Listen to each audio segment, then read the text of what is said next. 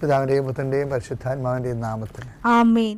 അമ്മേ പരിശുദ്ധ അമ്മേ, അമ്മേ പരിശുദ്ധ ദൈവമാതാവേ, കൃപാസനത്തിലൂടെ ഞങ്ങളുടെ ദേശത്തിനും അമ്മ മധ്യസ്ഥം തേടി തന്ന എല്ലാ അനുഗ്രഹങ്ങൾക്കും കൃപകൾക്കും ഞങ്ങളിപ്പോൾ ഹൃദയം നിറഞ്ഞ നന്ദി പറയുന്നു.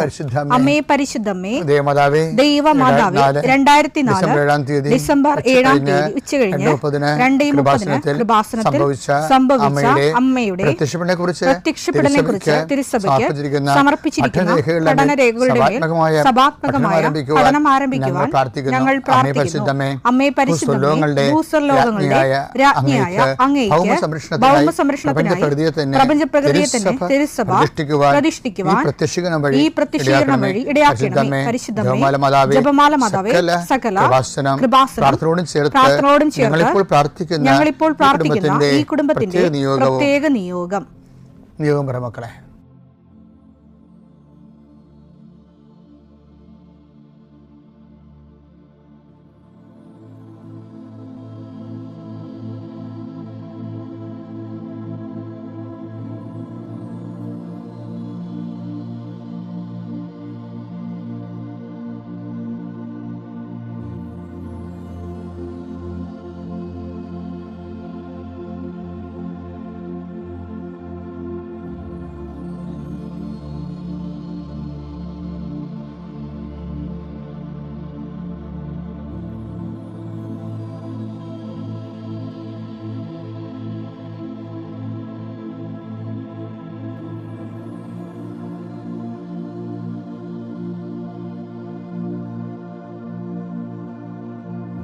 അമ്മയുടെ പ്രത്യക്ഷീകരണത്തിന്റെ ഈ അനുഗ്രഹവേളയിൽ ഞങ്ങൾക്ക് സാധിച്ചു തരുവാൻ കനിയണമേ. ആമേൻ. വിശ്വാസ പ്രമാണം.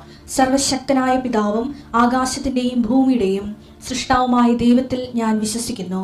അവിടുത്തെ ഏകപുത്രനും ഞങ്ങളുടെ കർത്താവുമായ ഈശോ മിശിഹായിലും ഞാൻ വിശ്വസിക്കുന്നു.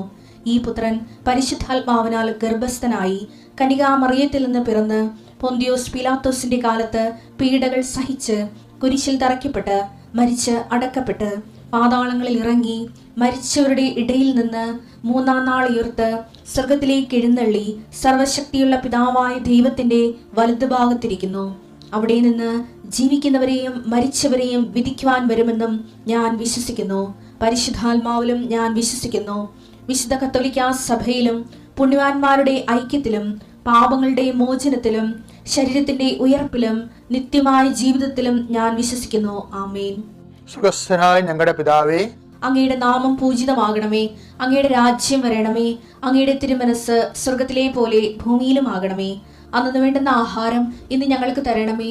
ഞങ്ങളോട് തെറ്റ് ചെയ്യുന്നവരോട് ഞങ്ങൾ ക്ഷമിക്കുന്നത് പോലെ ഞങ്ങളുടെ തെറ്റുകൾ ഞങ്ങളോടും ക്ഷമിക്കണമേ. ഞങ്ങളെ പ്രലോഭനത്തിൽ ഉൾപ്പെടുത്തരുതേ, തിന്മയിൽ ഞങ്ങൾ രക്ഷിക്കണമേ. ആമേൻ. നന്മ നിറഞ്ഞ മറിയമേ, സ്വസ്തി. കർത്താവ് അങ്ങയുടെ കൂടെ സ്ത്രീകളിൽ അങ്ങ് അനുഗ്രഹിക്കപ്പെട്ടവളാകുന്നു. അങ്ങയുടെ ഉദരത്തിൻ ഫലമായി ഈശോ അനുഗ്രഹിക്കപ്പെട്ടവനാകുന്നു. പരിശുദ്ധ മറിയമേ, തമ്പുരാന്റെ അമ്മേ, പാപികളായ ഞങ്ങൾക്ക് വേണ്ടി ഇപ്പോഴും ഞങ്ങളുടെ മരണസമയത്തും തമ്പുരാനോട് അപേക്ഷിക്കണമേ. ആമേൻ. കർത്താവേ, നിന്റെ ഉന്നതമായ നാമത്തിന് സ്തോത്രം ചെയ്യുന്നു. കർത്താവേ, നിന്റെ വിശുദ്ധ പൗരോഹിത്യത്തെ മഹത്വപ്പെടുത്തണമേ. കർത്താവെ, സഭയിലുള്ള സാന്നിധ്യം പ്രകടമാക്കണമേ. 40 വർഷം ഞാൻ അർപ്പിച്ച കൃപാനയുടെ യോഗ്യതയാൽ കൃപാസ്ഥാനത്താറെ ജീവനോടെ പ്രത്യക്ഷപ്പെട്ട പരിശുദ്ധ അമ്മയുടെ മാധ്യസ്ഥത്തിൽ ഞാൻ മക്കളെ ആശീർവദിക്കുന്നു. ഞങ്ങൾ ചില പ്രോജക്റ്റുകൾക്ക് വേണ്ടിയും ചില പോംവഴികൾക്ക് വേണ്ടിയും ജീവിതത്തിലെ ചില പ്രയാസങ്ങൾ, സാമ്പത്തിക വിഷയങ്ങളായാലും മറ്റു വിഷയങ്ങളായാലും മാറുന്നതിന് വേണ്ടി സംസാരിക്കാൻ പോകുന്ന വ്യക്തികളിൽ, നിങ്ങൾ സംസാരിക്കാൻ പോകുന്ന വ്യക്തികളിൽ ഇന്ന് പരിശുദ്ധാത്മ നിറയട്ടെ. ചിന്താരിയ മാതാവ് സമയത്തിനധികമായി പരിശുദ്ധ അമ്മ കൃപാസന മാതാവ് ഇന്ന് നിങ്ങളുടെ കൂടെ യാത്രയാവുകയും നിങ്ങളുടെ കൂടെ വരികയും ചെയ്യട്ടെ. നിങ്ങൾക്ക് സംസാരിച്ച് ഒതുക്കാൻ പറ്റാത്ത വിഷയങ്ങൾ, നിങ്ങൾ സംസാരിച്ച ശരിയാകത്തില്ലെന്ന് തോന്നുന്ന സ്ഥലങ്ങളിൽ കർത്താവ് തന്നെ മറുപക്ഷത്ത് നിന്നുകൊണ്ട് നിങ്ങൾക്ക് അനുകൂലമായ ഒരു സാഹചര്യം ഉണ്ടാക്കിത്തരാൻ കർത്താവിൻ്റെ നാമത്തിൽ ഞാൻ നിങ്ങളെ ആശീർവദിക്കുന്നു. കർത്താവേ, കുടുംബം വന്ന് പെട്ടിരിക്കുന്ന വഴികൾ, ഒരു തീരുമാനം എടുക്കാൻ പറ്റാത്തവർ, പല വിഷയങ്ങളെക്കുറിച്ചും ഏത് ജോലിക്ക് പോകണം, ഏത് നാട്ടിൽ പോകണം, ഏത് രാജ്യത്ത് പോകണമെന്ന് അറിയാൻ പാടില്ലാതെ വിഷമിക്കുന്നവർ, എന്ത് പഠിക്കണമെന്ന് അറിയാൻ പാടില്ലാതെ വിഷമിക്കുന്നവർ, ഒരു തീരുമാനം എടുക്കാൻ പറ്റാത്തവർ, അവർക്ക് പരിശുദ്ധാത്മാവ് പ്രവർത്തിച്ചുകൊണ്ട് അവർക്ക് പുതിയ തീരുമാനം എടുക്കാൻ കർത്താവ് നിങ്ങളെ സഹായിക്കട്ടെ. എൻ്റെ കർത്താവിൻ്റെ ഉന്നതമായ നാമത്തിൽ സഭയുടെ അധികാരത്തിൽ കുരിശിൻ്റെ അടയാളത്തിൽ ദൈവശക്തിയാൽ രോഗപീഠകൾ, വേദന, രോഗങ്ങൾ, മറ്റ് വ്യക്തികളുമായിട്ടുള്ള വഴക്കുകൾ, കേസുകൾ, കോടതി കേസുകൾ, പോലീസ് കേസുകൾ, ഇൻ്റർവ്യൂകൾ, ടെസ്റ്റുകൾ, പരീക്ഷാ ഫലങ്ങൾ നിങ്ങൾക്ക് അനുകൂലമായിരിക്കാൻ പരിശുദ്ധ മാതാവിൻ്റെ മധ്യസ്ഥലെ ഞാൻ നിങ്ങളെ യേശുനാമത്തെ ആശീർവദിക്കുന്നു. പിതാപുത്രൻ പരിശുദ്ധാത്മാവിനെ നയിക്കുവാവേ. എൻ്റെ പ്രിയപ്പെട്ടവരെ, നമ്മളെ പരിശുദ്ധാത്മാവിൻ്റെ ദിവസങ്ങളിലേക്ക് പോവുകയല്ലേ. അവർ മനസ്സിലുണ്ടാണ് പരിശുദ്ധാത്മാവ് സ്നാനപ്പെടാൻ വേണ്ടി വലിയ എളുപ്പ പണികളൊക്കെ ഉണ്ട്. ഇന്നു പോലാണെങ്കിൽ നിങ്ങൾ ഇവിടെപ്പടിക്കാർക്കാണെങ്കിൽ പരിശുദ്ധാത്മാവ് നിന്ന് പെയ്യും. നോക്കിക്കോ, പല ഒരു കാര്യമേ ആദിമസഭയിൽ തന്നെ ഇതിൻ്റെ വെളിപ്പാടുകൾ ദൈവം കൊടുത്തിട്ടുണ്ട്. ഇപ്പം ആ ജനങ്ങൾ പരിശുദ്ധാത്മാവിനെ സ്വീകരിക്കുന്നതിന് മുമ്പ് ജനങ്ങൾ അപ്പോസ്തലന്മാരിങ്ങനെ ഭാഷാപരത്തെ സംസാരിച്ചില്ലേ. അപ്പോൾ ഇതുമേക്കാർ അതുപോലെ തന്നെ പേരയ, റോമാക്കാർ, അതുപോലെ തന്നെ എത്യോപ്യക്കാർ എല്ലാവരും അവരുടെ ഭാഷയിൽ അപ്പോസ്തലന്മാരുടെ വചനങ്ങൾ കേട്ടില്ലേ. അപ്പോൾ ജനങ്ങൾ പറഞ്ഞ് ഈ ആത്മാവിനെ കിട്ടാൻ ഞങ്ങൾക്ക് എന്താണ് ഒരു വഴി, ഞങ്ങൾക്ക് കിട്ടുമോ എന്ന് ചോദിച്ച്. അപ്പോൾ പരിശുദ്ധാത്മാവ് പത്രോസ് പറഞ്ഞ് അവർക്ക് കിട്ടുമെന്ന് പറയാൻ പറഞ്ഞു. അപ്പോൾ പത്രോസ് പറഞ്ഞ് അവർക്ക് കിട്ടുമെന്ന്, നിങ്ങൾക്ക് കിട്ടുമെന്ന് പറയുന്നുണ്ടെന്ന് പരിശുദ്ധാത്മാവ്. അപ്പോൾ ജനങ്ങൾ ചോദിച്ച് ഞങ്ങൾക്ക് കിട്ടണമെങ്കിൽ എന്ത് ചെയ്യണമെന്ന് ചോദിക്കും. അപ്പോൾ പത്രോസിന് ഒരു ഉത്തരം കിട്ടും. അപ്പോസ്തലർ പ്രവർത്തനം 2:38 പത്രോസ് പറഞ്ഞു, നിങ്ങൾ പശ്ചാത്തപിക്കുക, പാപമോചനത്തിനായി എല്ലാവരും യേശുക്രിസ്തുവിന്റെ നാമത്തിൽ സ്നാനം സ്വീകരിക്കുവിൻ. പരിശുദ്ധാത്മാവിന്റെ ദാനം നിങ്ങൾക്ക് ലഭിക്കും. ഇത് വരുന്നത് ഒന്ന് പശ്ചാത്താപത്തിലൂടെയാണ് അല്ലേ. ആ പശ്ചാത്താപത്തിലൂടെ ആണ് നമ്മുടെ വിശ്വാസം നമ്മൾ സഭയെ അറിയിക്കുകയും സഭ കർത്താവിൻ്റെ പീഡാനുഭവത്തിൻ്റെയും കുരിശുമരണത്തിൽ ഉയർത്തുന്നതിൻ്റെയും വീണ്ടും വരുന്നതിൻ്റെയും അടയാളമാകുന്ന വെള്ളത്തിൽ നമ്മൾ ജ്ഞാനസ്നാനപ്പെടുത്തുകയും ചെയ്യും.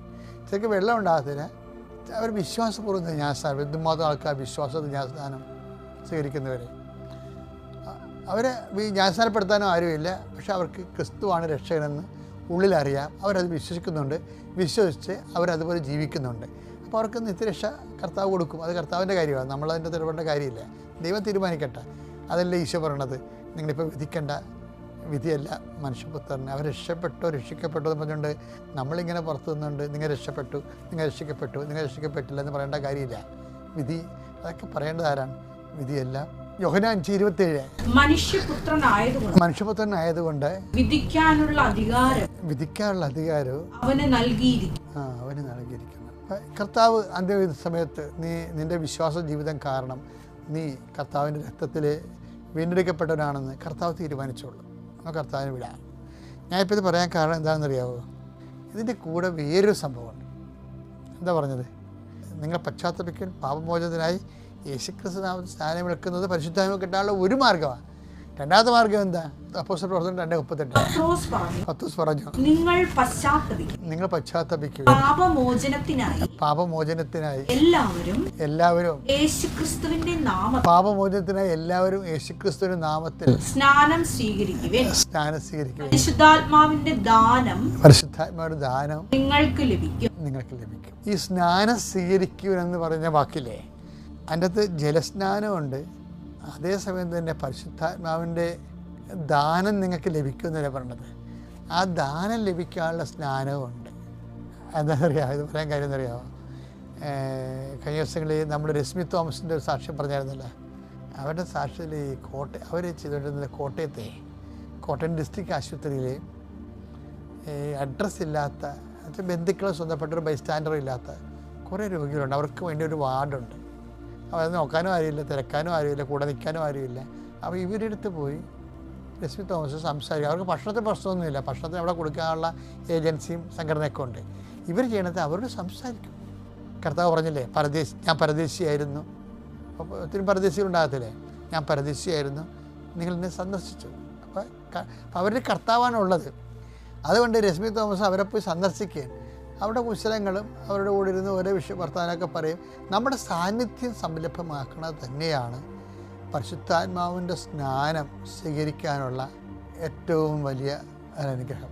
കാരുണ്യപ്രവൃത്തിനകത്ത്, എല്ലാ കാരുണ്യപ്രവൃത്തിനകത്തും പരിശുദ്ധാത്മാവിൻ്റെ സ്നാനത്തിൻ്റെ ഉറവകൾ നമ്മളിലേക്ക് ഒഴുകുന്നുണ്ട്. അതുകൊണ്ട് ഈ പെന്തക്കോസ്താ ദിവസത്തിന് ഒരുങ്ങുമ്പോൾ നീ ഉടമ്പടിക്കാർ പ്രത്യേകിച്ച് നിങ്ങളുടെ കാരുണ്യപ്രവൃത്തികളിലെ നിങ്ങൾക്ക് തരാൻ ഒന്നുമില്ലെന്ന് പറഞ്ഞില്ലേ, ലുക്ക 14:13. എന്നാൽ നീ സദ്യ നടത്തുമ്പോൾ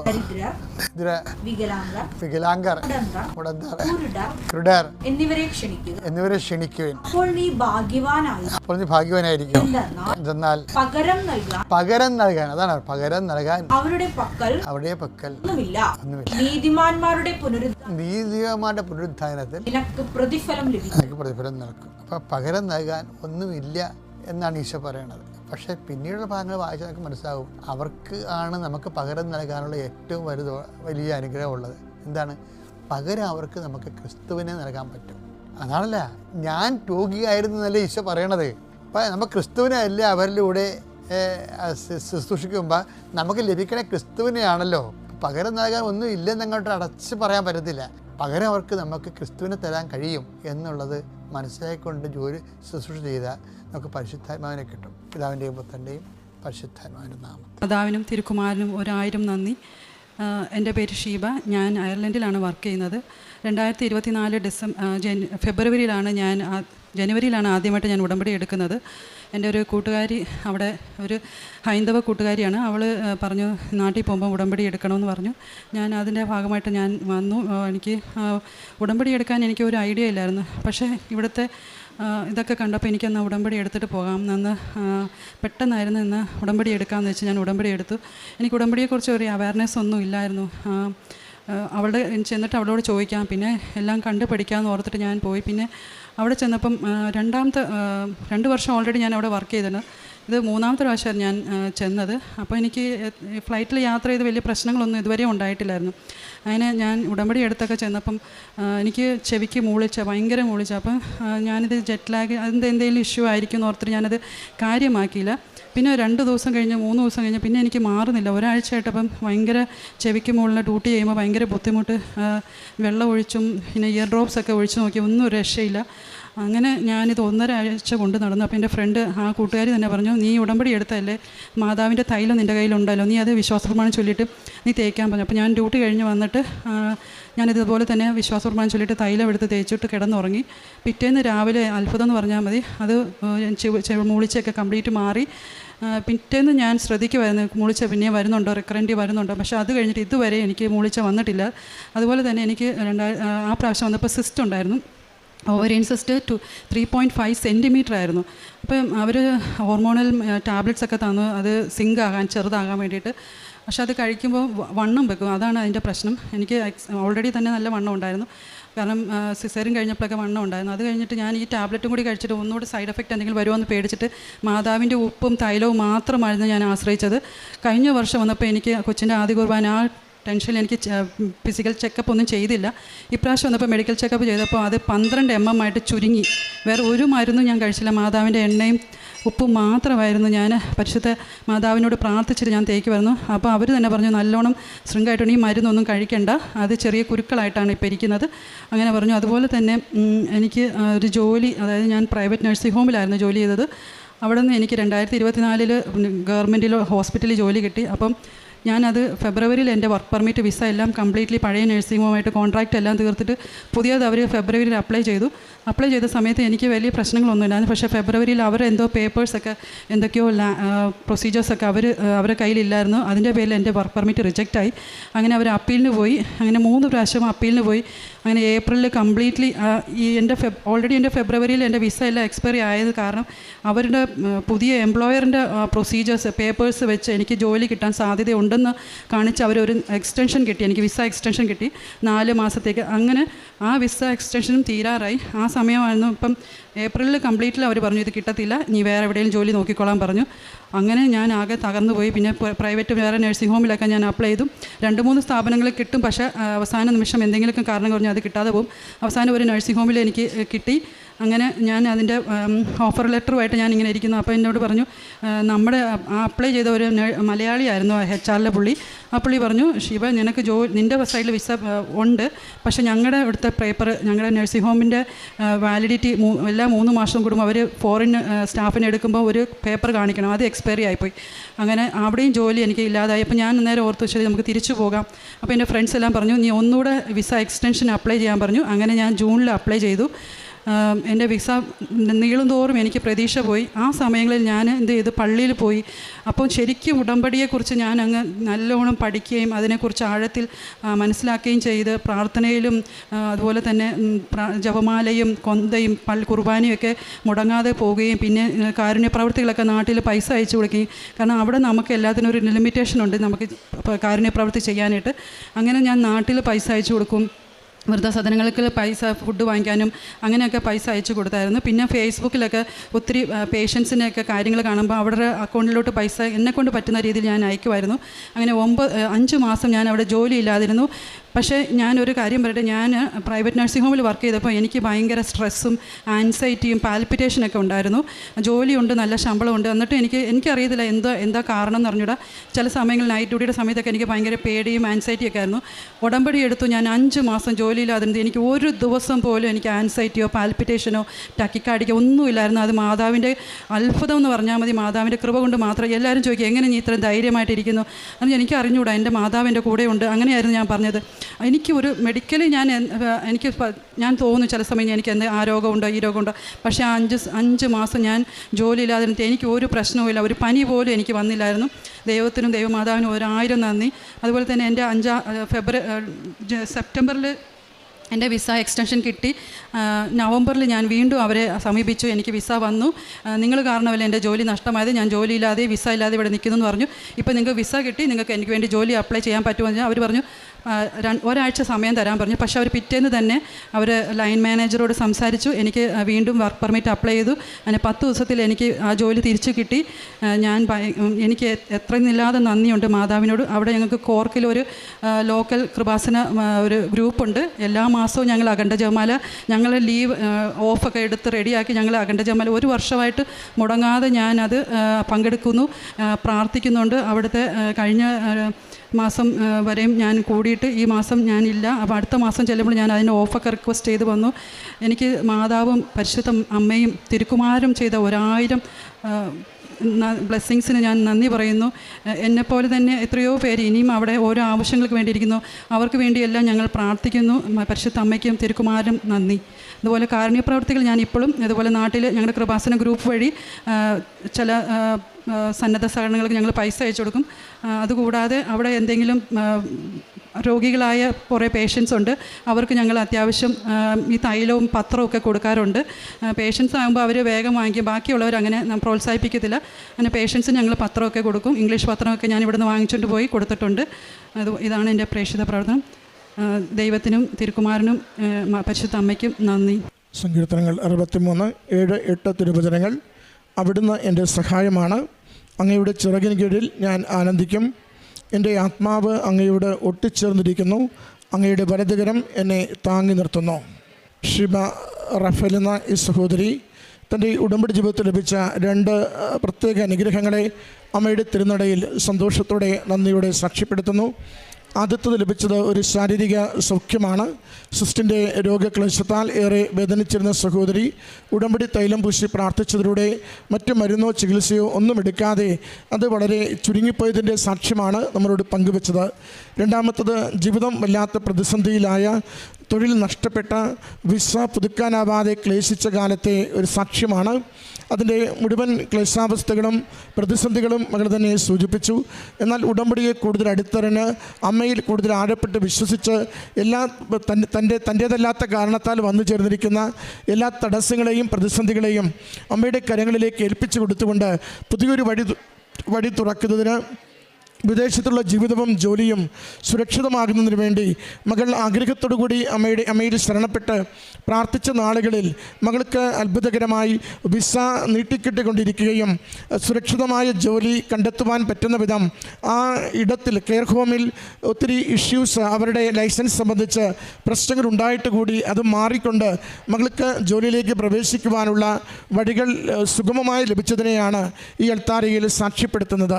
മാസങ്ങളോളം ജോലി നഷ്ടപ്പെട്ട് നാട്ടിലേക്ക് തിരികെ പോരേണ്ടി വരുമെന്ന് കരുതിക്കൊണ്ട് വലിയ മാനസികമായ സംഘർഷങ്ങളിലൂടെ യാതൊരു ഓപ്പണിങ്ങുമില്ലാത്ത വിഷമതകളിലൂടെ സഹോദരി കടന്നുപോയപ്പോൾ ആശ്രയിച്ചത് മുഴുവനും ഉടമ്പടി ജീവിതത്തിലും ഉടമ്പടിയുടെ ആത്മീയ മേഖലകൾ കുറേ കൂടി ശക്തിപ്പെടുത്തി ബലപ്പെടുത്തുന്നതിനുമാണ്.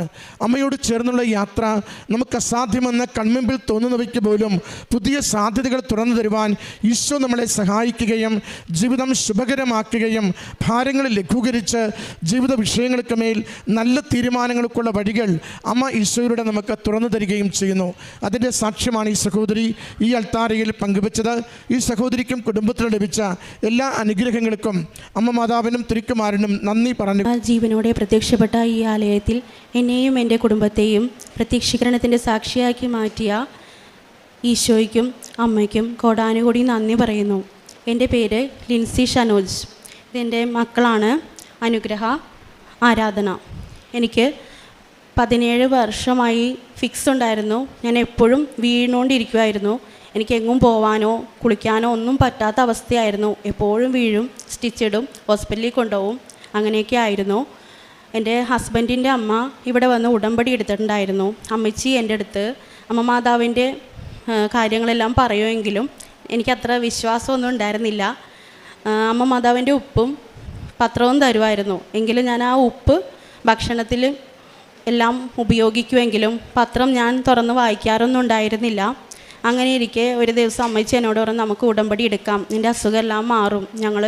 ഞാൻ മനസ്സോടെ അമ്മച്ചി പറഞ്ഞതല്ലേ എന്ന് ഓർത്തു ഞാനിവിടെ വന്നപ്പോൾ എങ്ങുമില്ലാത്ത അവധിയായിരുന്നു. അന്ന് ഇലക്ഷൻ്റെ ദിവസമായതുകൊണ്ട് ഇന്ന് ടോക്കൺ ഇല്ല, ഉടമ്പടി എടുക്കാൻ പറ്റില്ല എന്ന് പറഞ്ഞു. ഞാനിവിടെ ഇരുന്ന് പ്രാർത്ഥിച്ചു, അമ്മേ ഞാൻ മനസ്സോടെ വന്നുകൊണ്ടാണോ അതോ ഞാൻ ഉടമ്പടി എടുക്കാൻ യോഗ്യതയല്ലേ, എനിക്കതിനുള്ള അനുഗ്രഹമില്ലേ എന്നൊക്കെ ഞാനിങ്ങനെ എന്തൊക്കെയോ പ്രാർത്ഥിച്ചു. ഞങ്ങൾ കുറേ നേരം ഞാനിവിടെ നിന്ന് പ്രാർത്ഥിച്ചു തിരികെ പോയി. അത് കഴിഞ്ഞ് പിന്നെ എനിക്ക് വരാനായിട്ട് പറ്റുന്നുണ്ടായിരുന്നില്ല. പിന്നെ ഞാൻ മാതാവിൻ്റെ പ്രാർത്ഥനകൾ ഇങ്ങനെ ഓരോരുത്തരിങ്ങനെ പറയുന്നുണ്ടെങ്കിലും എനിക്കത്ര വിശ്വാസം പോരായിരുന്നു. അങ്ങനെ ഇരിക്കെ ഒരു ദിവസം എൻ്റെ അടുത്ത് ഒരു ചേച്ചി, ഞാൻ ബ്യൂട്ടീഷ്യനാണ്, അപ്പോൾ എൻ്റെ അടുത്ത് ഒരു കസ്റ്റമർ ചേച്ചി വരുമായിരുന്നു. ആ ചേച്ചി ഉടമ്പടി എടുത്തിട്ടുണ്ടായിരുന്നു. അങ്ങനെ ആ ചേച്ചി എൻ്റെ അടുത്ത് മാതാവിൻ്റെ കാര്യം പറയുമെങ്കിലും ഞാൻ അപ്പോഴും ശ്രദ്ധിക്കുന്നുണ്ടായിരുന്നില്ല. അങ്ങനെ ഇരിക്കെ ഒരു ദിവസം എൻ്റെ അടുത്ത് ഇങ്ങനെ മാതാവിൻ്റെ കാര്യങ്ങളെല്ലാം പറഞ്ഞു കഴിഞ്ഞപ്പോൾ എനിക്ക് പെട്ടെന്ന് മുല്ലപ്പൂവിൻ്റെ ഒരു ഗന്ധം വന്നു. ഞാൻ പറഞ്ഞു, ചേച്ചി സ്പ്രേ ഒക്കെ അടിച്ചിട്ടാണല്ലേ വന്നേക്കണേ എന്ന് ചോദിച്ചപ്പോൾ, ഇല്ല ഞാനതൊന്നും ഉപയോഗിക്കാറില്ല മോളെ. അപ്പോൾ എന്താണ് ഇങ്ങനെ വന്നേ, മുല്ലപ്പൂവിൻ്റെ ഗന്ധം വന്നു, ചേച്ചിക്ക് വന്നില്ലേ? പെട്ടെന്ന് മൂക്കിലേക്ക് ഒരു മണം വന്നു, പെട്ടെന്ന് പോയി. അപ്പോൾ ചേച്ചി പറഞ്ഞു, അമ്മ മാതാവിൻ്റെ സാന്നിധ്യം നിൻ്റെ അടുത്തുണ്ട്, നമ്മളിങ്ങനെ സംസാരിച്ചുകൊണ്ടിരിക്കുമ്പോൾ നമ്മുടെ അടുത്ത് അമ്മ വരും, നിൻ്റെ അടുത്ത് അമ്മ മാതാവ് വരാനായിട്ട് ആഗ്രഹിക്കുന്നുണ്ട്, നീ നന്നായിട്ട് പ്രാർത്ഥിക്കേ എന്ന് പറഞ്ഞു. എനിക്കത് കേട്ട് കഴിഞ്ഞപ്പോൾ പെട്ടെന്ന് എനിക്ക് കുളിരു തോന്നുന്ന പോലെ തോന്നിയായിരുന്നു. അത് കഴിഞ്ഞ് പിന്നെയും ഞാൻ എനിക്ക് മനസ്സിലങ്ങനെ ചെറിയൊരു ഇത് വന്നു, എങ്കിലും ഞാനത് മൈൻഡ് ചെയ്തില്ല. പിന്നെ അത് കഴിഞ്ഞ് കുറച്ച് കഴിഞ്ഞപ്പോൾ പിന്നെയും എനിക്കിങ്ങനെ മുല്ലപ്പൂവിൻ്റെ ഗന്ധം വരുന്നു, കുന്തിരിക്കത്തിൻ്റെ മണം വന്നു, അങ്ങനെ മാറി വന്നു. ഞാൻ ആ ചേച്ചീനെ വിളിച്ചു. അപ്പോൾ ചേച്ചി എന്നോട് പറഞ്ഞു, നന്നായിട്ട് പ്രാർത്ഥിക്കുക, അമ്മയുടെ അടുത്ത് വരാനായിട്ട് നീ ആഗ്രഹിക്കുന്ന നന്നായിട്ട് പ്രാർത്ഥിക്കൂ എന്ന് പറഞ്ഞു. അങ്ങനെ ഇരിക്കുക ഒരു ദിവസം പെട്ടെന്ന് തന്നെ എനിക്ക് എൻ്റെ അടുത്ത് ഈ ചേച്ചി ഇങ്ങനെ പ്രത്യക്ഷീകരണത്തിൻ്റെ പ്രാർത്ഥനയുടെ കാര്യം പറഞ്ഞു. അപ്പോൾ എനിക്ക് ആ പ്രാർത്ഥന തരുമോ പ്രാർത്ഥിക്കാൻ ചോദിച്ചു കഴിഞ്ഞപ്പോൾ അത് തരാൻ ഞാൻ തന്നേക്കാട്ടോ എന്ന് പറഞ്ഞെങ്കിലും മറന്നുപോയി.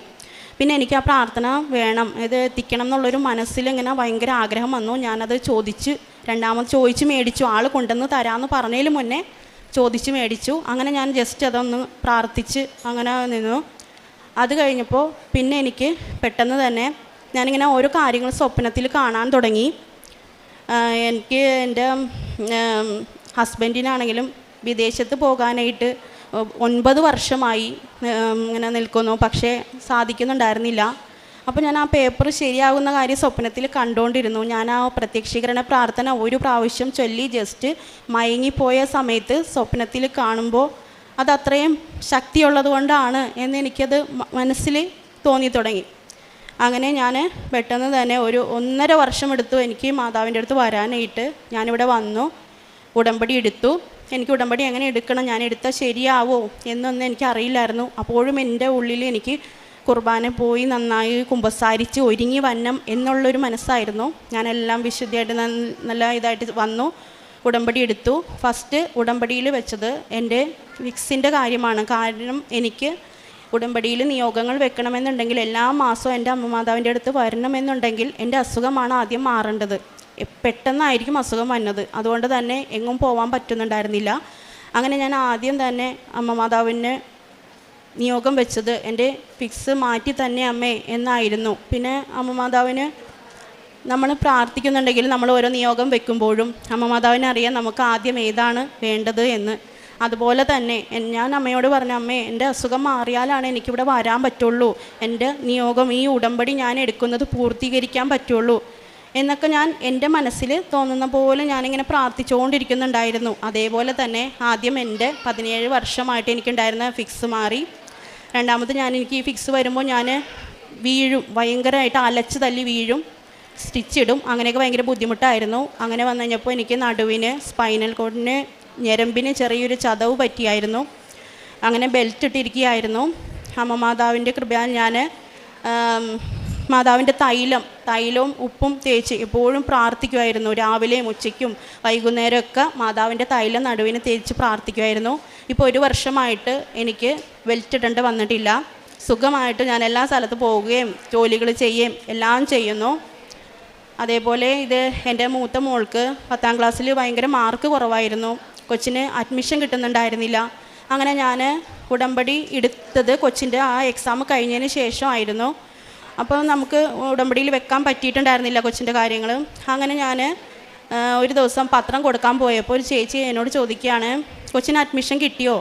അഡ്മിഷൻ കിട്ടിയിട്ടില്ല എന്ന് പറഞ്ഞപ്പോൾ ഞാനൊരു നമ്പർ തരാം, അപ്പോൾ ആ നമ്പറിൽ വിളിച്ച് സാറായിട്ട് സംസാരിക്കൂ എന്ന് പറഞ്ഞു. ഞാൻ പറഞ്ഞു, അതെങ്ങനെ ശരിയാവുന്നേ? അലോട്ട്മെൻറ്റിൽ വെക്കുന്നതല്ലേ, അലോട്ട്മെൻറ്റിൽ വെക്കാനല്ലേ സാറ് പറയുള്ളൂ എന്ന് പറഞ്ഞപ്പോൾ അത് സാരമില്ല, ഫോൺ നമ്പർ ഞാൻ തരാം, മോള് വിളിച്ച് സംസാരിച്ചോ എന്ന് പറഞ്ഞു. ആ ചേച്ചീനെ വിഷമിപ്പിക്കേണ്ട എന്ന് വിചാരിച്ച് ഞാൻ ആ നമ്പർ മേടിച്ച് കൊണ്ടുവന്നു. എങ്കിലും ഞാൻ എൻ്റെ മോളോട് പറഞ്ഞു, മോളെ നമുക്കൊരു കാര്യം ചെയ്യാം, അലോട്ട്മെൻറ്റ് ഫസ്റ്റ് സെക്കൻഡ് കഴിഞ്ഞിട്ടും കൊച്ചിന് അഡ്മിഷൻ കിട്ടാതെ ഇപ്പോൾ കൊച്ചിനും വിഷമമായി. ഉടമ്പടി അമ്മ മാതാവിൻ്റെ പ്രാർത്ഥന ഉപ്പും കുടുംബ പ്രാർത്ഥന എത്തിക്കുന്ന ആ ഒരു സമയത്ത് ഉപ്പ് തേച്ച് കൊച്ചിന് അവിടെ എന്തൊക്കെ ഫോമുകളാണോ കൊടുത്തേക്കുന്നത് അതിൻ്റെയൊക്കെ ഓരോ കോപ്പികൾ വെച്ചിട്ട് കുടുംബ പ്രാർത്ഥനയോടൊപ്പം തന്നെ ഞങ്ങൾ പ്രാർത്ഥിക്കുമായിരുന്നു. അങ്ങനെ ഒരാഴ്ച കഴിഞ്ഞ് കഴിഞ്ഞപ്പോൾ പെട്ടെന്ന് ഈ പറഞ്ഞ സാറിനെ ഞാൻ കാണുകയാണ്. ആ സാറ് എൻ്റെ അടുത്ത് വന്നുകൊണ്ട് ചോദിക്കുകയാണ്, കൊച്ചിന് അഡ്മിഷൻ കിട്ടിയോ?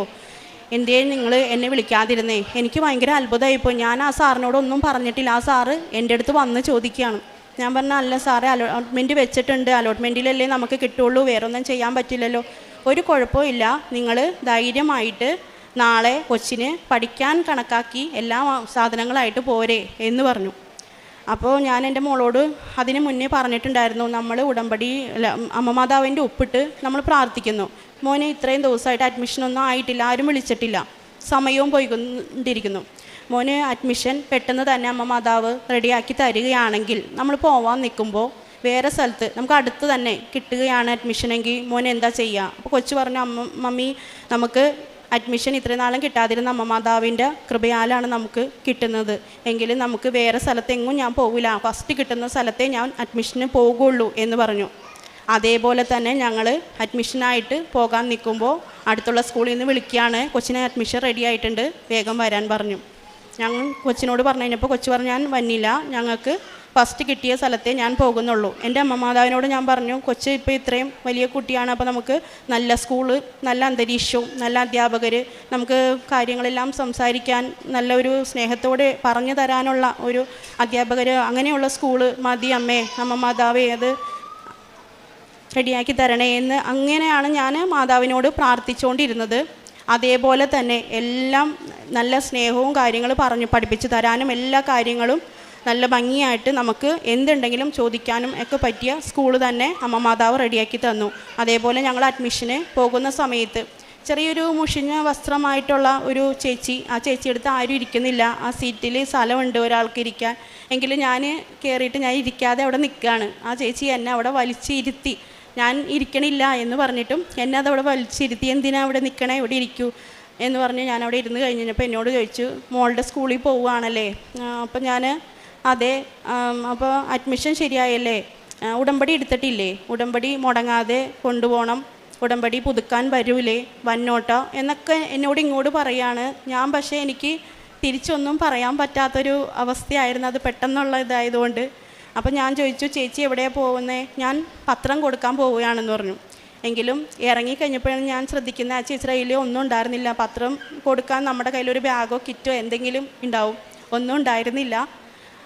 അതേപോലെ എന്നോട് പറഞ്ഞു, ആ സ്കൂള് നല്ല സ്കൂളാണ്, കൊച്ചിന് അവിടെ പഠിക്കാനായിട്ട് നല്ലതായിരിക്കും, നല്ല അധ്യാപകരാണ്, പാരൻസിനോടാണെങ്കിലും എല്ലാം നല്ല സ്നേഹത്തോടു കൂടി സംസാരിക്കാൻ എല്ലാം നല്ല അന്തരീക്ഷമാണ് എന്നും എന്നോട് പറഞ്ഞായിരുന്നു. അങ്ങനെ എനിക്കൊരു അനുഭവം ഉണ്ടായി. പിന്നെ ഞാൻ ആദ്യമായിട്ട് ഉടമ്പടി എടുത്ത അന്ന് എനിക്ക് അമ്മ മാതാവ് പ്രത്യക്ഷപ്പെട്ട് രാത്രി ഞാൻ ഉറങ്ങുന്ന ആ ഒരു സമയത്ത് എനിക്ക് ഭയങ്കര ഒരു ഇരുട്ട് വന്നിട്ട് അതിലേക്ക് നമുക്ക് ഭയങ്കരമായിട്ട് വെട്ടമടിക്കുമ്പോൾ നമുക്ക് അസ്വസ്ഥത ഉണ്ടാവും. ആ ഒരു ഇതിൽ ഞാൻ ഇങ്ങനെ കാണുകയാണ് അമ്മ മാതാവ് എൻ്റെ അടുത്ത് വന്നിരിക്കുന്നത്. എനിക്ക് ഇതിന് മുന്നേ വിശ്വാസമൊന്നും ഇല്ലാതിരുന്നത് കൊണ്ട് ഞാൻ അങ്ങനെ ഒരു 1.5 വർഷത്തോളം വരാതേക്ക് ഇരുന്നേച്ചു. ഇങ്ങനെ പ്രാർത്ഥിക്കാനാണെങ്കിലും വലിയ കാര്യങ്ങളായിട്ടൊന്നും ചെയ്യാതേക്ക് ഇരുന്നേച്ചു. എന്നാൽ അതേപോലെ തന്നെ ഞാൻ കുടുംബ പ്രാർത്ഥനയാണെങ്കിലും പള്ളിയിൽ കുർബാനയ്ക്കാണെങ്കിലും അങ്ങനെ ചിലപ്പോൾ പോകും, ചിലപ്പോൾ പോവില്ല, അങ്ങനത്തെ ഒരു ഇതായിരുന്നു. നേരം കിട്ടില്ല, അങ്ങനത്തെ ഒരു മൈൻഡായിരുന്നു. എന്നാൽ അമ്മ മാതാവിൻ്റെ ഉടമ്പടി എടുത്തത് മുതൽ ഈ നിമിഷം വരെ മുടങ്ങാതെ ഞായറാഴ്ചകളിലെ കുർബാനകളും കുടുംബ പ്രാർത്ഥനകൾ, കൊന്തയും ബൈബിൾ വായന എല്ലാം മുടങ്ങാതെ ഈ നിമിഷം വരെയും എനിക്ക് ചെയ്യാൻ പറ്റുന്നു. അതേപോലെ എൻ്റെ ഇളയ മോള് 5 വയസ്സുള്ളപ്പോൾ മുതൽ കുട്ടിക്ക് എപ്പോഴും അസുഖം വരലാണ്, ശ്വാസം മുട്ട്, ചുമ, കൊച്ചിന് ശ്വാസം വലിക്കാൻ ബുദ്ധിമുട്ട് വന്ന് അത് നമുക്ക് കാണാൻ പറ്റാത്തൊരു അവസ്ഥ വരെയും വരുമായിരുന്നു. എപ്പോഴും ഹോസ്പിറ്റലിൽ കൊണ്ടുപോകണം, അങ്ങനത്തെ ഒരു അവസ്ഥയായിരുന്നു. ഞാൻ അമ്മ മാതാവിൻ്റെ തൈലം എപ്പോഴും നെഞ്ചത്തും നെറുകയിലും തേച്ച് വായിലും ഓരോ തുള്ളി ഒഴിച്ചു കൊടുത്ത് പ്രാർത്ഥിക്കുമായിരുന്നു. അതിന് ഫലമായി ഇപ്പോൾ 2 വർഷമായി എൻ്റെ മോൾക്ക് യാതൊരു പ്രശ്നങ്ങളും ഇല്ല. അതേപോലെ ഈ ഫിക്സ് വന്ന് വീണപ്പോൾ എനിക്ക് നടുവിന് സ്പൈനൽ കോഡിന് ഞരമ്പിന് ചതവ് പറ്റിയായിരുന്നു. അപ്പോൾ എനിക്ക് ബെൽറ്റ് ഇടേണ്ട അവസ്ഥ വന്നായിരുന്നു. അങ്ങനെ ഞാൻ ഹോസ്പിറ്റലിൽ പോകാൻ മടിയുള്ള ഞാനാണ്, എങ്കിലും ഞാൻ വേദന സഹിക്കാൻ പറ്റാതെ ഹോസ്പിറ്റലിൽ പോയപ്പോൾ എക്സ്റേ എടുത്തപ്പോഴാണ് ഇതാണ് ബുദ്ധിമുട്ട് എന്ന് മനസ്സിലായത്. അപ്പോൾ ഡോക്ടർ പറഞ്ഞു, ഇത്ര ചെറിയ പ്രായമല്ലേ, കുട്ടികളെയും വളർത്തിയെടുക്കണ്ടേ, ബെൽറ്റ് ഇടാതെ നിവർത്തിയില്ല, കുമ്പിട്ട് നീർന്നുള്ള ജോലികൾ ചെയ്യരുത്, കൂടുതൽ കിടക്കുക എന്നൊക്കെ പറഞ്ഞ് ഒരുപാട് കാര്യങ്ങൾ പറഞ്ഞു തന്നു. എങ്കിലും എനിക്ക് ഏറ്റവും വലുത് അമ്മ മാതാവിൻ്റെ തൈലവും ഉപ്പാണ്. അതാണ് എൻ്റെ മരുന്ന് എന്ന് പറയുന്നത്. ഞാൻ എന്നിട്ട് രാവിലെ ഉച്ചയ്ക്ക് വൈകുന്നേരമൊക്കെ തൈലം നടുവിന് തേച്ച് വിശ്വാസ പ്രമാണം ചൊല്ലി പ്രാർത്ഥിക്കുമായിരുന്നു. അതിൻ്റെ ഫലമായി എനിക്ക് ഇപ്പോൾ ബെൽറ്റ്, ഞാൻ 1 വർഷമായിട്ട് ഇപ്പോൾ ബെൽറ്റ് ഉപയോഗിക്കുന്നില്ല, ജോലികളെല്ലാം ചെയ്യുന്നു, സുഖമായിട്ട് എനിക്ക് എല്ലായിടത്തും പോകാൻ സാധിക്കുന്നു.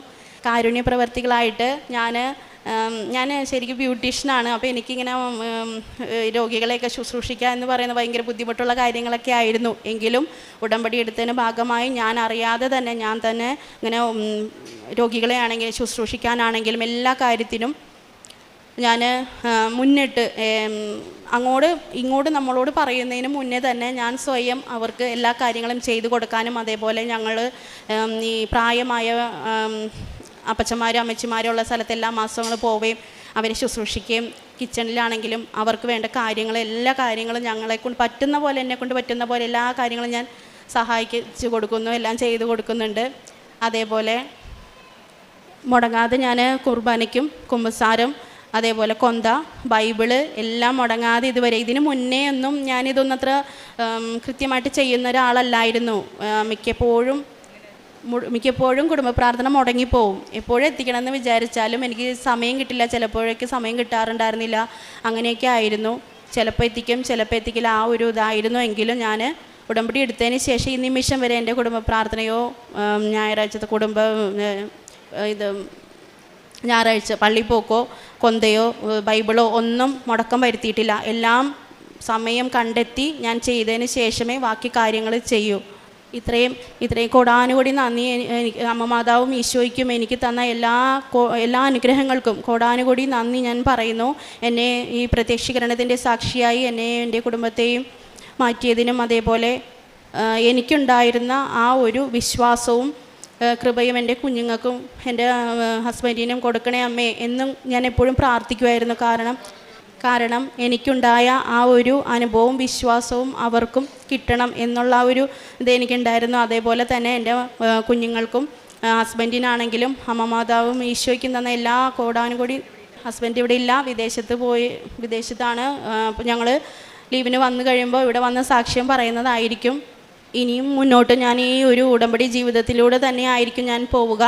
എന്നെയും എൻ്റെ കുടുംബത്തെയും പ്രത്യക്ഷീകരണത്തിന് സാക്ഷിയാക്കി മാറ്റിയതിന് ഈശോയ്ക്കും അമ്മയ്ക്കും കോടാനുകൂടി നന്ദി പറയുന്നു. വിദൂരത്തിൽ നിന്ന് കർത്താവ് അവന് പ്രത്യക്ഷനായി അരുൾ ചെയ്തു, എനിക്ക് നിന്നോടുള്ള സ്നേഹം അനന്തമാണ്, നിന്നോടുള്ള വിശ്വസ്തത അചഞ്ചലവും. ജെറമ്യാ പ്രവാചകൻ്റെ പുസ്തകം 31-ാം അധ്യായം 3-ാം വചനമാണ്. ഉടമ്പടി എന്നത് ദൈവത്തിൻ്റെ നിത്യസ്നേഹത്തിന് നമ്മൾ നൽകുന്ന ഒരു മറുപടിയാണ്, ഒരു ബൈലാറ്ററൽ എഗ്രിമെൻറ്റ്. ദൈവം പറയുന്നു, ഞാൻ നിന്നെ സ്നേഹിക്കും. അപ്പോൾ നമ്മൾ ഉടമ്പടിയിൽ പറയുന്നത് ദൈവത്തിൻ്റെ കൂടെ നടക്കാനുള്ള, ദൈവത്തിൻ്റെ കൂടെ ജീവിക്കാനുള്ള ഒരു അനുഗ്രഹമാണ്, ഒരു വാഗ്ദാനമാണ് നമ്മൾ ഉടമ്പടിയിൽ ചെയ്യുന്നത്. നമ്മളോടൊപ്പം നടക്കുന്ന ഒരു ദൈവമാണ് ഉടമ്പടിയിൽ വാഗ്ദാനം ദൈവം. ദൈവം പറയുന്നത് ഞാൻ നിന്നോടൊപ്പം നടക്കുമെന്നാണ്. ഉടമ്പടി വഴി ദൈവസ്നേഹത്തിൽ ഉറച്ചു നിൽക്കാൻ നമുക്കൊരു വലിയ ശക്തിയാണ് ലഭിക്കുന്നത്.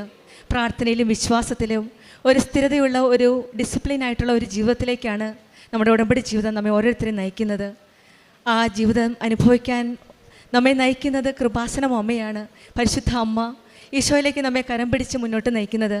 ദൈവസ്നേഹം നിത്യവും മാറ്റമില്ലാത്തതും അചഞ്ചലവുമായ ആ സ്നേഹത്തിലേക്ക് കൃപാസനം അമ്മയാണ് നമ്മെ നയിക്കുന്നത്. നമ്മുടെ ജീവിതത്തിൽ ആ നിത്യസ്നേഹം അനുഭവിക്കാൻ പറ്റുന്ന ഒരു വലിയ മാർഗമാണ്, ഒരു ആത്മീയ ബന്ധമാണ് ഉടമ്പടി. ഇന്നിൻ്റെ ആവശ്യത്തിനനുസരിച്ച് നമ്മുടെ ഓരോ പ്രശ്നങ്ങളും, എന്ത് പ്രശ്നമായാലും, ബുദ്ധിമുട്ടായാലും, രോഗാവസ്ഥയോ കടബാധ്യതയോ ജോലിയില്ലായ്മയോ, എന്ത് ബുദ്ധിമുട്ടായാലും ഏത് പ്രശ്നമായാലും ഇന്നിൻ്റെ ആവശ്യത്തിനനുസരിച്ചുള്ള ഒരു വലിയ ആത്മീയ പദ്ധതിയാണ് ഉടമ്പടി. ഈ ഉടമ്പടിയിൽ കൂടെ നമ്മൾ എന്ത് ആവശ്യമാണെങ്കിലും ഈശോയുടെ അമ്മയുടെയും കരങ്ങളിൽ സമർപ്പിക്കുമ്പോൾ ഈശോയും അമ്മയും അത് ഏറ്റെടുക്കുന്നതായിട്ടാണ് ഓരോ സാക്ഷ്യത്തിൽ നമുക്ക് മനസ്സിലാക്കാൻ സാധിക്കുന്നത്. ലിൻസി ഷനോജിൻ്റെ സാക്ഷ്യവും അതുതന്നെയാണ് നമ്മളോട് പറയുന്നത്. കർത്താവിൻ്റെ അചഞ്ചലമായ സ്നേഹം അനുഭവിച്ചറിഞ്ഞ ഒരു സഹോദരിയുടെ ഒരു ദൈവാനുഭവ സാക്ഷ്യം. ഉടമ്പടിയിൽ നമ്മൾ ഈശോയുടെ അമ്മയോട് ചേർന്ന് നിൽക്കുമ്പോൾ നമ്മളെ കൈവിടാത്ത ഒരു ദൈവമാണ്, നമ്മെ സംരക്ഷിക്കുന്ന ഒരു അമ്മയാണ്. നമ്മുടെ ഏത് കാര്യത്തിനും നമ്മൾ മുന്നോട്ട് പോകുമ്പോൾ അതിലിടപെടുന്ന ഒരു അമ്മയാണ്. കാനായിലെ കല്യാണത്തിന്, വിവാഹ വിരുന്നിൽ അവരുടെ കുടുംബ സംബന്ധമായ പ്രശ്നങ്ങളിൽ ഇടപെട്ട ആ അമ്മ തന്നെയാണ് കൃപാസനം അമ്മ. ഇന്ന് നമ്മുടെ കുടുംബ കാര്യങ്ങളിൽ എന്ത് പ്രശ്നമായാലും അമ്മയോട് പറഞ്ഞാൽ അമ്മ ഇടപെട്ട് നമ്മെ സഹായിക്കുന്ന ഒരു അമ്മയാണ്. നമുക്കൊരു വഴി തുറന്നു തരുന്ന ഒരു അമ്മയാണ്. നമ്മെ മുന്നോട്ട് കരം പിടിച്ച് വഴി നടത്തുന്ന ഒരു അമ്മയാണ് കൃപാസനം അമ്മ. ആ അമ്മയുടെ അരികിലേക്ക് വന്ന് പ്രാർത്ഥിക്കുന്നവരെ ആ കണ്ണുനീര് കാണാത്ത അമ്മയല്ല അമ്മ. കൃപാസനം അമ്മ നമ്മുടെ കണ്ണുനീർ തുടയ്ക്കുന്ന അമ്മയാണ്. നമ്മുടെ ഈ ജെറമ്യായുടെ പുസ്തകത്തിൽ 31-ാം വചനത്തിൽ ചാപ്റ്ററിൽ 3-ാം വചനത്തിൽ വായിച്ചതുപോലെ, വിദൂരത്തിൽ നിന്ന് കർത്താവ് അവന് പ്രത്യക്ഷനെ അരുൾ ചെയ്തു, എനിക്ക് നിന്നോടുള്ള സ്നേഹം അനന്തമാണ്, നിന്നോടുള്ള വിശ്വസ്തത അചഞ്ചലവും. ഉടമ്പടി അതാണ്. നമ്മളോടുള്ള സ്നേഹം അചഞ്ചലമായ സ്നേഹമാണ്. അനന്തമായ ആ സ്നേഹത്തിലേക്കാണ് കൃപാസനം അമ്മ നമ്മെ ഓരോരുത്തരെയും കരം പിടിച്ച് മുന്നോട്ട് നയിക്കുന്നത്. ആ സ്നേഹം അനുഭവിച്ചറിയാൻ നമുക്കും അവസരം ലഭിക്കട്ടെ, അനുഗ്രഹം ലഭിക്കട്ടെ എന്ന് പ്രാർത്ഥിക്കാം. നമ്മുടെ ജീവിതത്തിൽ നിത്യസ്നേഹം എന്നും സമയത്തെത്താനും സാഹചര്യങ്ങളാലും നമ്മുടെ ദൗർബല്യങ്ങളാലും ചിലപ്പോൾ ആ സ്നേഹം അനുഭവിക്കാൻ സാധിക്കാതെ വരും. ആ സ്നേഹം അടുത്തറിയാൻ കൃപാസനം അമ്മ നമ്മെ സഹായിക്കട്ടെ എന്ന് പ്രാർത്ഥിക്കാം. നമ്മൾ ദൈവത്തിൽ നിന്ന് അകന്നാലും പരാജയത്തിൽ നിന്ന് നിരാശപ്പെട്ടാലും ദൈവത്തിൻ്റെ സ്നേഹം കുറയുന്നില്ല. ദൈവകൃപ എപ്പോഴും നമ്മുടെ കൂടെയുണ്ട്. ആ സ്നേഹം അടുത്തറിയാൻ നമുക്ക് എല്ലാവർക്കും അനുഗ്രഹം ലഭിക്കട്ടെ എന്ന് പ്രാർത്ഥിക്കാം. ലിൻസിക്കും കുടുംബത്തിനും ലഭിച്ച എല്ലാ അനുഗ്രഹങ്ങൾക്കും, പ്രത്യേകിച്ചും ഈ ദൈവത്തിൻ്റെ സ്നേഹം, അചഞ്ചലമായ ആ സ്നേഹവും പരിശുദ്ധ അമ്മയുടെ സംരക്ഷണവും അനുഭവിച്ചറിഞ്ഞ ലിൻസിക്കും കുടുംബത്തിനും മറ്റെല്ലാ അനുഗ്രഹങ്ങൾക്കും നമുക്ക് കരങ്ങളടിച്ച് ദൈവത്തെ മഹത്വപ്പെടുത്താം. ദൈവകുമാരനും ഇവിടെ വന്ന് സാക്ഷ്യം പറയാൻ സാധിച്ചതിൽ ഞാൻ ആദ്യം നന്ദി പറയുന്നു. എൻ്റെ പേര് വിനയ. ഞാൻ ബാംഗ്ലൂരിൽ നിന്ന് വരുന്നു. വൈറ്റ്ഫീൽഡ് ഇടവകയാണ്. നാട്ടിൽ തൃശ്ശൂരാണ്. അയ്യന്തോൾ ഇടവകയാണ്. എനിക്ക് ലഭിച്ചിരിക്കുന്ന സാക്ഷ്യം എന്ന് വെച്ചാൽ, എൻ്റെ ജോലി 90 ഡേയ്സ് നോട്ടീസ് പീരീഡ് തന്ന് എന്നെ റിസൈൻ ചെയ്ത് വിടാനായിരുന്നു മുൻപത്തെ കമ്പനിയിൽ നിന്ന് പ്ലാൻ. അപ്പോൾ എനിക്ക് മെറ്റേണിറ്റി ലീവ് കഴിഞ്ഞിട്ട് ഞാൻ ചെറിയ ചെറിയ പ്രൊജക്ട്സ് ആയിരുന്നു ചെയ്തിരുന്നത്. അപ്പോൾ ആവശ്യത്തിനനുസരിച്ചിട്ടുള്ള നോളജൊന്നും ആ സമയത്ത് ഉണ്ടായിരുന്നില്ല. ചെറിയ ചെറിയ പ്രൊജക്ട്സ് ചെയ്തിട്ടൊന്നും എനിക്ക് 4+ years എക്സ്പീരിയൻസ് ഉണ്ട്. അപ്പോൾ അതിനനുസരിച്ച് ജോലി ഞാൻ ഇൻ്റർവ്യൂവിന് കൊടുത്തുകൊണ്ടിരിക്കുകയായിരുന്നു. പക്ഷേ എനിക്ക് ജോലി കിട്ടുന്നുണ്ടായിരുന്നില്ല. ആ സമയത്ത് ദൈവം സഹായിച്ച് എനിക്ക് ആരൊക്കെയോ പറഞ്ഞ് എൻ്റെ ഒരു കസിൻ സിസ്റ്റർ ഉടമ്പടി എടുത്തിട്ടുണ്ടായിരുന്നു. അവരൊക്കെ മുഖേന അവരുടെ പ്രേക്ഷിത പ്രവർത്തനം കണ്ട് ഞാൻ ഓൺലൈൻ ഉടമ്പടിയാണ് എടുത്തിരുന്നത്. എനിക്ക് പെട്ടെന്ന് ഇവിടെ വന്ന് ചെയ്യാനുള്ള സാഹചര്യം ഉണ്ടായിരുന്നില്ല. പക്ഷേ ഞാൻ ഇന്ന് ആ ഉടമ്പടി എടുത്തു. തീർത്ഥാടക ഉടമ്പടി ഇന്ന് എടുത്തിരിക്കുകയാണ്. പക്ഷേ ഞാൻ മുൻപെടുത്തിരുന്നത് ഓൺലൈൻ ഉടമ്പടിയാണ്. അപ്പോൾ ഓൺലൈൻ ഉടമ്പടി എടുത്തിട്ട് ഞാൻ ഇൻ്റർവ്യൂവിന് ഇങ്ങനെ പ്രിപ്പയർ ചെയ്യാണ്. പക്ഷേ ഞാൻ പ്രാർത്ഥിക്കുന്നുണ്ട്, ബൈബിൾ വായിക്കുന്നുണ്ട്. പിന്നെ പക്ഷേ എനിക്കെപ്പോഴും ഈ വീഡിയോസൊക്കെ ഷെയർ ചെയ്യാൻ മടിയായിരുന്നു. മീൻസ് അതെനിക്കൊരു നാണക്കേടായിരുന്നു, സത്യം പറയാലോ, എനിക്ക് നാണക്കേടായിരുന്നു. പക്ഷേ എൻ്റെ ഉള്ളിൽ നിന്ന് വരികയാണ് ഷെയർ ചെയ്യണം. അങ്ങനെ പറഞ്ഞപ്പോൾ ഓക്കെ, നമ്മുടെ ജോസഫ് അച്ഛൻ്റെ വീഡിയോസ് ഞാൻ ഷെയർ ചെയ്ത് തുടങ്ങി. പിന്നെ കുമ്പസാരം ഞായറാഴ്ച കുർബാനയൊക്കെ ഞാൻ പോകാറുള്ളതായിരുന്നു. പക്ഷേ അന്നത്തെ ദിവസം എന്താണെന്ന് വെച്ചാൽ ഞാൻ ഞായറാഴ്ച കുർബാനയ്ക്ക് പോയി. മുൻപത്തൊരു ഇൻ്റർവ്യൂവിൻ്റെ ഓഫർ ലെറ്റർ വന്നിട്ടുണ്ട്. പക്ഷേ അതൊരു സ്റ്റാർട്ടപ്പ് കമ്പനിയാണ്, അവിടെ ജോയിൻ ചെയ്യണമെന്ന് കൺഫ്യൂഷനായിരുന്നു. പക്ഷേ വേറൊരു നല്ലൊരു കമ്പനിയുടെ ഇൻ്റർവ്യൂവിനും കൊടുത്തിട്ടുണ്ട്, ഇപ്പോൾ വർക്ക് ചെയ്യുന്ന കമ്പനിയുടെ. അങ്ങനെ ഇരിക്കുന്ന സമയത്ത് അവർ റിപ്ലൈ ഒന്നും തരുന്നില്ല. അപ്പോൾ സൺഡേ ഞാൻ കുർബാനയ്ക്ക് പോയി, കുമ്പസാരിക്കാൻ ഒരു ചാൻസ് കിട്ടിയിരുന്നു. അങ്ങനെ ഞാൻ കുമ്പസാരിച്ച് കുർബാന കഴിഞ്ഞ് കുർബാന സ്വീകരിച്ച് പുറത്തിറങ്ങിയ വശം ദൈവത്തിൻ്റെ അനുഗ്രഹം എന്നോണം, മാതാവിൻ്റെ അനുഗ്രഹം എന്നോണം എനിക്ക് കോൾ വരികയാണ്. സൺഡേ ആണെന്ന് ആലോചിക്കണം. സൺഡേ പ്രൈവറ്റ് കമ്പനീസിൽ നിന്നൊന്നും HR-മാരൊന്നും അങ്ങനെ വിളിക്കാറില്ല. അന്ന് പറയുകയാണ്, താങ്കൾ അറ്റൻഡ് ചെയ്ത ഇൻ്റർവ്യൂ ക്ലിയറായി. അപ്പോൾ എനിക്ക് ഉറപ്പായിരുന്നു ഈ ഉടമ്പടി ഓൺലൈൻ ഉടമ്പടി മുഖേന എനിക്ക് കിട്ടിയതാണ്. മീൻസ് മാതാവിൻ്റെ കൃപയാൽ, ദേവകുമാരൻ്റെ കൃപയാൽ എനിക്ക് കിട്ടിയതാണ്. അപ്പോഴേ ഞാൻ വിചാരിച്ചിരുന്നു ഇവിടെ സാക്ഷ്യം പറയണമെന്ന്. പക്ഷേ സാക്ഷ്യം പറയാമെന്ന് വെച്ചാലും എനിക്ക് ഈസി അല്ല, ഞാൻ ബാംഗ്ലൂരാണല്ലോ. അപ്പോൾ ഞാൻ ഇങ്ങനെ പ്രാർത്ഥിക്കുമായിരുന്നു, സാക്ഷ്യം പറയാൻ സാധിക്കണമേ. അങ്ങനെ ആദ്യത്തെ പ്രാവശ്യം നാട്ടിൽ വന്നപ്പോഴേക്ക് സാക്ഷ്യം പറയാൻ പറ്റിയില്ല. ഇപ്പോൾ ഈസ്റ്ററിന് ഞങ്ങൾ നാട്ടിൽ വന്നിരിക്കുമ്പോൾ ഞാൻ ഫാമിലിയായി ചർച്ച ചെയ്തപ്പോൾ അവർ പറഞ്ഞു, ഞങ്ങളെല്ലാവരും കൂടി ഇവിടെ വരാം, സാക്ഷ്യം പറയാമെന്ന് പറഞ്ഞ്. ഇന്ന് ഞാൻ ഉടമ്പടി എടുക്കുകയും ഇന്ന് ഇവിടെ സാക്ഷ്യം പറയാൻ സാധിക്കുകയും ചെയ്തു. പിന്നീട് രണ്ടാമത് ലഭിച്ചിരിക്കുന്ന അനുഗ്രഹം എന്ന് പറഞ്ഞാൽ, എനിക്ക് ആദ്യം കിട്ടിയ കമ്പനി എന്ന് വെച്ചാൽ സ്റ്റാർട്ടപ്പ് കമ്പനിയായിരുന്നു. അവരുടെ റൂൾസ് എന്ന് വെച്ചാൽ ഓഫർ ലെറ്റർ തരില്ല. അപ്പോൾ നമ്മളവിടെ പോയി ജോയിൻ ചെയ്ത ഓഫർ ലെറ്റർ തരും, അങ്ങനത്തെ ഒരു കണ്ടീഷനായിരുന്നു. ആ സമയത്ത് എനിക്ക് വേറെ ഓഫറൊന്നുമില്ലല്ലോ. അപ്പോൾ ഞാൻ ആ ഒരു 2 ദിവസം മുന്നേ ഈ കമ്പനിയിൽ ജോയിൻ ചെയ്യുന്ന 2-3 ദിവസം മുന്നേ പോയി ജസ്റ്റ് ഓഫർ ലെറ്റർ വാങ്ങി. ദൈവം സഹായിച്ച്, അപ്പോഴൊക്കെ ഞാൻ ഉടമ്പടിയിലാണ്. ദൈവം സഹായിച്ച് എനിക്ക് അവിടെ ഒറ്റ സ്ഥലത്തും സൈൻ ഇടേണ്ടി വന്നില്ല. ഞാൻ ആ കമ്പനിയിൽ നിന്ന് ഓഫർ ലെറ്റർ വാങ്ങി കുറച്ച് നേരം, ഒരു മണിക്കൂർ ഇരുന്നുണ്ടാവും. ഞാൻ പോന്നു. പിറ്റേ ദിവസം അവർ ഒരു ക്ലയൻറ്റ് ഇൻ്റർവ്യൂ ഷെഡ്യൂൾ ചെയ്തിട്ടുണ്ടായിരുന്നു, അവിടേക്കും ഞാൻ പോയിരുന്നു. പിന്നെ ഞാൻ വെള്ളിയാഴ്ചയായിരുന്നു അത്. പിന്നെ ഞാൻ സാറ്റർഡേ എനിക്ക് ഇപ്പോൾ വർക്ക് ചെയ്യുന്ന നല്ല കമ്പനിയുടെ ഒരു ഇൻ്റർവ്യൂ അറ്റൻഡ് ചെയ്തു. സൺഡേ റിസൾട്ട് വന്നു. അപ്പോൾ ഞാൻ ഈ കമ്പനിയിൽ ജോയിൻ ചെയ്തു എന്ന് പറഞ്ഞാൽ എനിക്ക് അവർ കുറച്ച് അവരുടെ എനിക്ക് കുറേ ചീത്തയൊക്കെ കേട്ടു. അപ്പോൾ മീൻസ് അവർക്ക് ഞാൻ 1 ലക്ഷം രൂപ തിരിച്ചു കൊടുക്കണം, നിങ്ങൾ ജോയിൻ ചെയ്തിട്ട് ചെയ്യുന്നത് ചതിയല്ലേ എന്നൊക്കെ ചോദിച്ചു എന്നോട് ഫോൺ വിളിച്ചിട്ട്. അപ്പോൾ ഞാൻ പറഞ്ഞു, എനിക്ക് തെറ്റായിട്ടൊന്നും തോന്നുന്നില്ല, കാരണം അവർ ഓഫർ ലെറ്റർ അവർ അവിടെ ചെന്നിട്ടേ തരുന്നുള്ളൂ, അത് ശരിക്കുള്ള കാര്യമല്ല. അപ്പോൾ ഞാൻ പറഞ്ഞു, സോറി, എന്നോട് ക്ഷമിക്കണം, ഞാൻ വേറൊരു ഇതിൽ പ്രൊസീഡ് ചെയ്യാണ്, എനിക്ക് ഈ കമ്പനി എനിക്ക് ജോയിൻ ചെയ്യാൻ താല്പര്യമില്ല എന്ന് പറഞ്ഞു. പക്ഷെ അവർ പറഞ്ഞു, അപ്പോൾ PF-ൻ്റെ ഇതിലൊക്കെ അവർ ഭയങ്കര ഇതിൽ പ്രശ്നമാക്കുമെന്ന് പറഞ്ഞു. അപ്പോൾ ഞാൻ പറഞ്ഞു, സോറി, ക്ഷമിക്കണം എന്ന് പറഞ്ഞ് ഞാൻ 1 ലക്ഷം രൂപയൊന്നും ഞാൻ അവർക്ക് തിരിച്ചു കൊടുത്തില്ല. പിന്നീട് ഒറ്റ പ്രശ്നം ഉണ്ടായില്ല. ഇതെല്ലാം ദൈവമാതാവിൻ്റെയും തിരുക്കുമാരൻ്റെയും ഇടപെടൽ മൂലമാണ് സംഭവിച്ചത്. അതിന് ഞാൻ നന്ദി പറയുന്നു.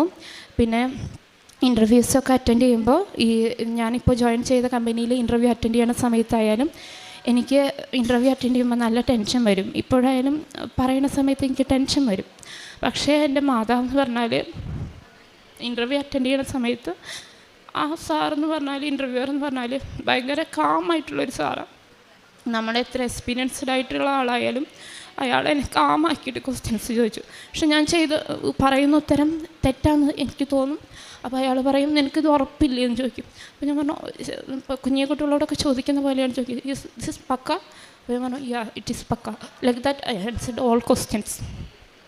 അതിനുശേഷം എനിക്ക് ഒരു ഉറപ്പുണ്ടായിരുന്നില്ല. പക്ഷേ സൺഡേ ഞാൻ പറഞ്ഞില്ല, ഞാൻ കുമ്പസാരിച്ചതിന് ശേഷം, കുർബാന സ്വീകരിച്ചതിന് ശേഷം എനിക്ക് റിസൾട്ട് വരികയാണ്, നിങ്ങൾ ഈ ഇൻ്റർവ്യൂ ക്ലിയർ ആയിരിക്കുകയാണെന്ന് പറഞ്ഞാൽ എനിക്ക് റിസൾട്ട് വന്നു. എല്ലാത്തിനും ഞാൻ ദൈവമാതാവിനോടും തിരുക്കുമാരനോടും നന്ദി പറയുന്നു. നന്ദി. പ്രേക്ഷിത പ്രവർത്തനം എന്ന് വെച്ചാൽ എനിക്ക് പേപ്പറൊന്നും പെട്ടെന്ന് കിട്ടില്ലല്ലോ. അപ്പോൾ ഞാൻ ഓൺലൈനായിട്ട് വാട്സപ്പിലൂടെ ഇപ്പോൾ ഈ ഫാദർ ജോസഫ് അച്ഛൻ്റെ ടോക്സൊക്കെ എല്ലാ ദിവസവും ഷെയർ ചെയ്യുമായിരുന്നു. പിന്നെ കാരുണ്യ പ്രവൃത്തികളെന്ന് വെച്ചാൽ ഞാനിപ്പോൾ ഓഫീസിലേക്ക് പോകുമ്പോൾ ആരെങ്കിലുമൊക്കെ അങ്ങനെ സഹായം ചോദിച്ച് ഇരിക്കുന്നുണ്ടാവും. അവർക്കൊക്കെ ഞാൻ ഭക്ഷണം വാങ്ങിച്ചു കൊടുക്കും. ഒരു നേരത്തെ ഫുഡോ അല്ലെങ്കിൽ ഇപ്പോൾ ഹോട്ടൽസൊന്നും അടുത്തില്ലെങ്കിൽ ഞാൻ പൈസയായിട്ടായാലും സഹായിക്കുമായിരുന്നു. ഇപ്പോഴും ഞാൻ ഉടമ്പടിയിൽ തുടരാനാണ് ആഗ്രഹിക്കുന്നത്. നന്ദി. ദേവകുമാരനും മാതാവിനും നന്ദി പറയുന്നു. Thank you. ഹബക്കുക്ക് 3:18-19 തിരുവചനങ്ങൾ. എൻ്റെ രക്ഷകനായ ദൈവത്തിൽ ഞാൻ സന്തോഷിക്കും. കർത്താവായ ദൈവമാണ് എൻ്റെ ബലം. കലമാൻ്റെ പാദങ്ങൾക്കെന്നതുപോലെ അവിടുന്ന് എൻ്റെ പാദങ്ങൾക്ക് വേഗത നൽകി. ഉന്നതങ്ങളിൽ അവിടുന്ന് എന്നെ നടത്തുന്നു. വിനയ എന്ന ഈ സഹോദരി ഓൺലൈൻ ഉടമ്പടിയിൽ തൻ്റെ കരിയർ ഒന്ന് ബ്രേക്ക് വരികയോ ജോലി ലഭിക്കാത്ത സാഹചര്യങ്ങളിലേക്ക് മാറുകയോ ചെയ്തപ്പോഴാണ് അമ്മയുടെ അരികിൽ ശരണപ്പെട്ട് പ്രാർത്ഥിക്കുകയും ഉടമ്പടി പ്രകാരം ജീവിക്കുകയും ചെയ്യുന്നത്. സഹോദരി സൂചിപ്പിക്കുന്നുണ്ട്, ആദ്യ നാളുകളിൽ അതല്പം പ്രയാസമായിരുന്നു. പ്രത്യേകിച്ച് സാക്ഷ്യങ്ങൾ, ഉടമ്പടി ധ്യാനങ്ങൾ അതൊക്കെ ഷെയർ ചെയ്യുക, അത് സ്റ്റാറ്റസിന് ചേർന്നതാണോ എന്ന രീതിയിൽ തനിക്ക് തന്നെ ഒരു കുറച്ചിലൊക്കെ തോന്നുമായിരുന്നു. എങ്കിലും അനുഭവങ്ങളിലൂടെ അമ്മ മാതാവ് മകളെ നിരന്തരം കൂടെയുണ്ടെന്നും ക്ലേശങ്ങളിൽ നിന്ന് കരകയറ്റുന്നുവെന്നും സുരക്ഷിതമായ ജോലിയിലേക്ക് നയിക്കുന്നുവെന്നും മകളെ ഓരോ തവണയും അറിയിച്ചു കൊണ്ടിരിക്കുകയും ഇൻ്റർവ്യൂ പങ്കെടുക്കുവാൻ ഏറെ പ്രയാസമായ മകൾ പറയുന്നതിനപ്പുറം പറയുമ്പോൾ തന്നെ അതൊന്നും അത്ര ശരിയായില്ല എന്ന് കരുതുമ്പോഴും ആ എല്ലാം ശരിയാക്കി കൊടുത്തുകൊണ്ട് അമ്മ മാതാവ് ആ പങ്കെടുത്ത ഇൻ്റർവ്യൂവിൽ നല്ലൊരു ജോലി മകൾക്ക് സുരക്ഷിതമാക്കി നൽകിയതിനെയാണ് ഈ എൽത്താരയിൽ സാക്ഷ്യപ്പെടുത്തുന്നത്. ആർക്കാണോ കുറവുകളുള്ളവർ വന്നെത്തേണ്ട ഇടമാണ് കൃപാസനം. കാരണം കൃപയുടെ മാതാവ് നിറവ് നൽകുന്നതിന് വേണ്ടി നമ്മെ ഓരോരുത്തരെയും ഈശോയ്ക്ക് സമർപ്പിക്കുന്ന ഇടമാണ് കൃപാസനം.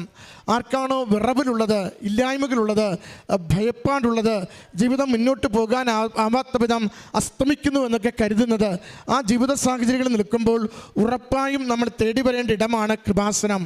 കാരണം അമ്മ മാതാവ് നാം സ്വയം കാണുന്ന ബാരിയേഴ്സ്, തടസ്സങ്ങൾ അത് എടുത്തു നീക്കുകയും കൂടുതൽ മെച്ചപ്പെട്ട ജീവിതം നയിക്കുവാൻ പറ്റും വിധം നമ്മുടെ ജീവിതത്തെ ബലപ്പെടുത്തുകയും ചെയ്യുന്നു.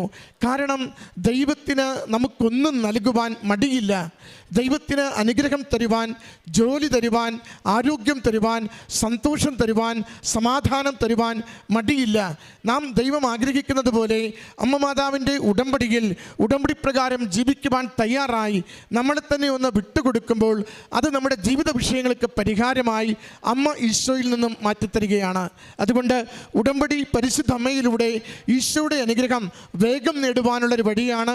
ഉടമ്പടി നമ്മുടെ തന്നെ ജീവിതത്തെ കുറേ കൂടി വിശുദ്ധിയിലും വിശ്വസ്തതയിലും ദൈവം ആഗ്രഹിക്കുന്നത് പോലെ ജീവിക്കുവാനുള്ള ഒരു വഴിയുമാണ്. നമുക്ക് അമ്മയുടെ കരങ്ങളിലേക്ക് നമ്മുടെ ജീവിതത്തെ എളിമയോടുകൂടി ഏൽപ്പിച്ചു കൊടുക്കാം. ദൈവം ആഗ്രഹിക്കുന്നത് പോലെ ജീവിക്കുവാൻ നിരന്തരം നമുക്കൊരു പരിശ്രമം ഉണ്ടാവാം. ജീവിതത്തിൻ്റെ വിഷയം എന്തുമാവട്ടെ, നാം ഇന്ന് കടന്നു പോകുന്ന പ്രതിസന്ധി ഏതുമാവട്ടെ, അതിന്മേൽ ദൈവം തൻ്റെ ശക്തിയാൽ, ദൈവം തൻ്റെ സ്നേഹത്താൽ, ദൈവം തൻ്റെ കരുണയാൽ നമുക്ക് വേണ്ടി ഇടപെടുകയും ജീവിതത്തിൻ്റെ പദ്ധതികളെ അനുഗ്രഹമാക്കുകയും ചെയ്യും. ഈ മകൾക്ക് ലഭിച്ച അനുഗ്രഹങ്ങൾക്ക് അമ്മ മാതാവിനും തിരിക്കും